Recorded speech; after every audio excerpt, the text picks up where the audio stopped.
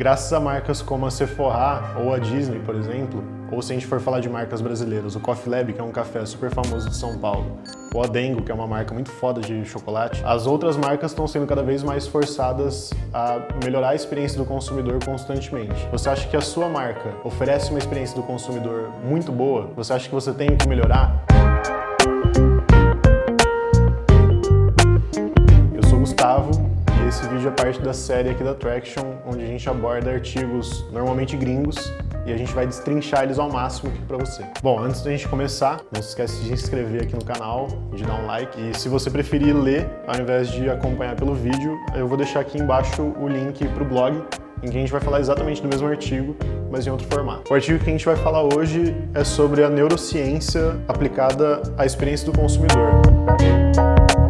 Eu citei no comecinho o Coffee Lab, que é um café de São Paulo. O artigo original ele cita a Starbucks Reserve, um segmento da Starbucks que é destinado para pessoas que gastam muito dinheiro na Starbucks, em que você pode acompanhar os processos de torra, os processos de moagem, e você tem acesso a drinks e coisas que as pessoas normais não teriam acesso numa loja da Starbucks. Essas marcas todas, elas colocam o cliente num estado que o próprio artigo chama de imersão. Essas experiências têm como objetivo fazer você gastar mais, você ter uma relação muito mais de confiança com a marca e você se tornar um consumidor muito mais leal. Esse estado de imersão, ele se relaciona com alguns neurotransmissores no nosso cérebro. O primeiro deles é a dopamina, que seu cérebro libera no córtex pré-frontal, e a dopamina prepara a gente para alguma coisa importante que vai acontecer. Então o seu cérebro entra num estado meio de alerta. O outro é a ocitocina, que é um neuroquímico que é liberado no tronco cerebral. E a ocitocina é muito relacionada a sentimentos de satisfação ou de felicidade. Então a combinação dessas duas coisas faz com que a gente tenha essa ligação muito emocional com alguma situação, ou com alguma lembrança, ou com algum produto, no caso do marketing. E aí tudo isso desencadeia uma ressonância emocional no seu cérebro. Essa ressonância é muito sinônimo dessa parte inconsciente. Então pra gente conseguir estudar isso, a gente precisa saber como o cérebro está agindo a nível elétrico ou a nível de impulsos. Até se você tiver um smartwatch, por exemplo, ele consegue entender se você está numa situação de estresse, se você está numa situação de relaxamento, e tudo isso são dados muito valiosos. Até pouco tempo a gente não tinha acesso a esse tipo de dado. E aí hoje em dia, como a gente consegue começar a entender como isso funciona, a gente consegue quantificar muito melhor a relação das pessoas com as emoções de um jeito que elas não conseguiriam falar pra gente. Por outro lado, se isso é verdade para você criar uma experiência positiva, também é verdade em você criar uma experiência negativa. O artigo chama isso de estado de frustração, que é realmente a gente ficar frustrado com uma situação e acabar ficando estressado com ela. Se você já passou pela experiência de comprar alguma coisa numa loja que tinha um atendimento muito ruim, ou comprar um produto que não atendia exatamente sua expectativa, você sabe o que é o sentimento de frustração. E muito possivelmente você não voltou a comprar nesse lugar, a não ser que você não tenha outra opção. Quando a gente está desenvolvendo um produto ou desenvolvendo um serviço, é muito comum a gente usar os conceitos de design thinking. Então a gente tenta criar um protótipo, tenta criar um MVP, por exemplo, e aí a gente começa a aplicar isso em grupos de teste. Muitas vezes vai mascarar muitas das coisas que aquela pessoa estava sentindo de fato sobre o produto. Isso tudo pode ser corrigido usando a neurociência. E a gente consegue ter uma opinião muito mais sincera, muito mais pura do que ela estava pensando de fato sobre aquilo. E os passos para fazer isso são basicamente 3. O primeiro deles é você criar uma empatia pelo seu cliente. Quando a gente exerce essa empatia na hora de pensar no produto ou no design dele, a gente consegue ter uma ideia muito mais sincera de fato do que a pessoa estava pensando. Então, na hora de criar um grupo de teste, por exemplo, e você pedir para as pessoas ficarem num ambiente que elas não conhecem, testando um produto que elas não sabem o que é, com pessoas que elas não sabem quem são, muitas vezes você vai criar um ambiente muito desconfortável para a pessoa. É muito mais possível que ela entre num estado de frustração com aquele teste do que ela entre num estado de imersão. Para isso, a gente tem que pensar em como corrigir esse tipo de coisa. Existem algumas coisas muito simples que você pode fazer. Simplesmente oferecer um lanche, por exemplo, para a pessoa quando ela chega para fazer o teste, já torna toda a experiência muito melhor. Além disso, você contratar pessoas que têm esse pensamento empático para fazer o estudo também é um avanço muito grande. O resultado é muito mais eficiente do que se a gente simplesmente fizesse um questionário de sim ou não, entregasse na mão da pessoa numa prancheta no final e esperasse que ela respondesse o que ela achou. O próximo passo é a definição do problema real. Então é você entender quais são os pontos de frustração, quais são os pontos que podem ser melhorados e o que o seu cliente está pensando no momento em que ele descobre um problema com o seu produto. Se o seu cliente começa a apresentar sinais de estresse, por exemplo, porque ele está num lugar muito cheio ou porque ele está perdido dentro de uma loja, isso é um problema. Uma das empresas que melhor conseguiu resolver isso é a Disney. O maior problema para todo mundo quando a gente está num lugar muito cheio sempre é a fila. Você pegar uma fila para fazer qualquer coisa que você quer é a coisa mais estressante que existe disparado. E a Disney conseguiu resolver tudo isso muito bem. Criou uma situação em que as filas acabam sendo tão agradáveis quanto você estar no brinquedo, porque ao longo de toda a fila existe uma imersão muito grande com todos os produtos deles. Você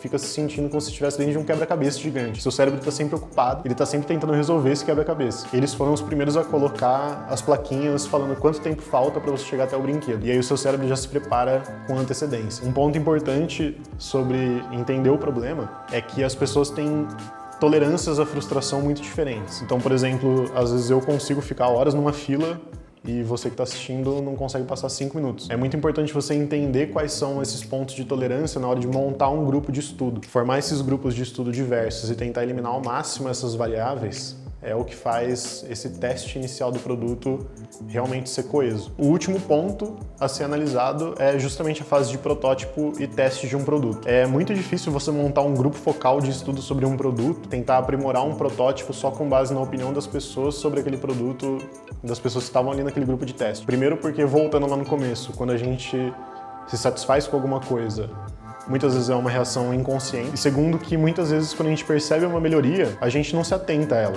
A gente só absorve e aquilo vira uma coisa natural pra gente. Então, se você der 2 fases de um protótipo para uma pessoa, uma com um problema relativamente pequeno e uma com esse problema já solucionado, é muito possível que, se você não der os 2 ao mesmo tempo na mão da pessoa, ela não perceba qual foi a melhoria que você fez. Ela só percebe que talvez esteja melhor. Então, esse tipo de análise é arriscada nesse sentido. Se você está colocando um produto muito novo no mercado ou um serviço muito novo e as pessoas nunca fizeram nada igual, é muito difícil você balizar se aquilo tá bom ou ruim, porque as pessoas não têm um referencial. Então, no fim, determinar se um cliente de fato quer comprar um produto depende muito do valor emocional percebido por ele. As compras, principalmente quando a gente fala de alguma coisa que é um bem supérfluo, que a gente não precisa muito para viver, elas são, a maior parte das vezes, determinadas pela emoção. A gente faz muita compra de impulso, geralmente. E aí é muito difícil a gente determinar uma compra futura de um cliente só com base na intenção de compra naquele momento. Se ele não fizer a compra na hora, é muito complicado da gente prever se aquele produto vai fazer sucesso de fato ou não e se aquele cliente vai querer de fato comprar depois de muito tempo ou não. Para isso,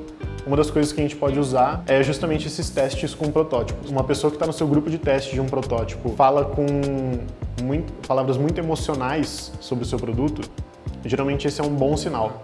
É um sinal de que a maioria das pessoas vai ter uma tendência a, de fato, querer comprar aquele produto depois. Se uma pessoa está testando o seu produto, que é um protótipo, e ela já começa a perguntar se ela consegue comprar aquilo já, quando vai estar disponível, ela já começa a demonstrar uma intenção muito grande de compra, também é um ótimo sinal. E aí um bom exemplo de como testar os produtos de um jeito mais refinado é a Electrolux.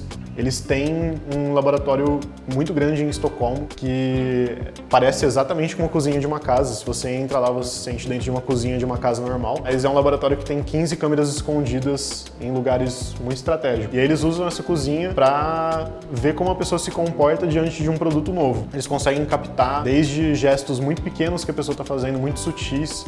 Então, se na hora de usar alguma coisa você fica perdido olhando para o painel, ou se você começa a apertar botões muito aleatórios na tentativa de descobrir o que eles fazem, ou se você demonstra que você está estressado, você começa a balançar a perna ou começa a bater com o dedo na mesa. Todos esses pontos são pontos de atenção muito grande para eles. No fim, depois de colocar uma pessoa ali para fazer uma experiência, eles têm como fazer perguntas muito mais direcionadas para entender exatamente por que aquela pessoa agiu daquela forma quando ela estava tentando usar o produto e onde dá para melhorar. E é só depois de juntar todos os resultados disso, de todos esses estudos, que eles decidem se um produto está realmente pronto para ser lançado ou não. O que a gente consegue tirar de conclusão desse artigo?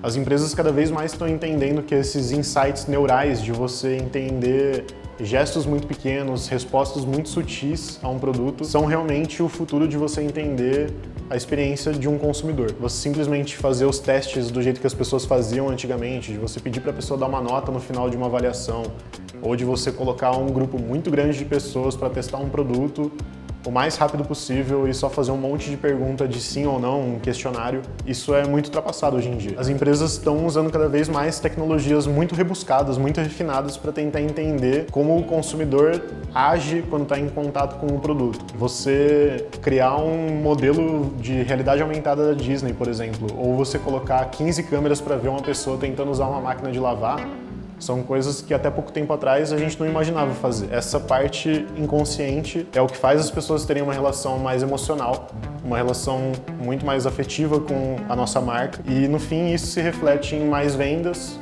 consumidores muito mais leais e pessoas que acabam virando super fãs da nossa marca e que acabam propagando ela para o resto do mundo. Bom, e com isso a gente chegou ao final do nosso vídeo. Se você gostou do review desse artigo, em algum lugar aqui da tela vai estar aparecendo um link para um outro review de um artigo da Harvard Business Review que fala sobre como identificar as dores de um cliente no mundo digital.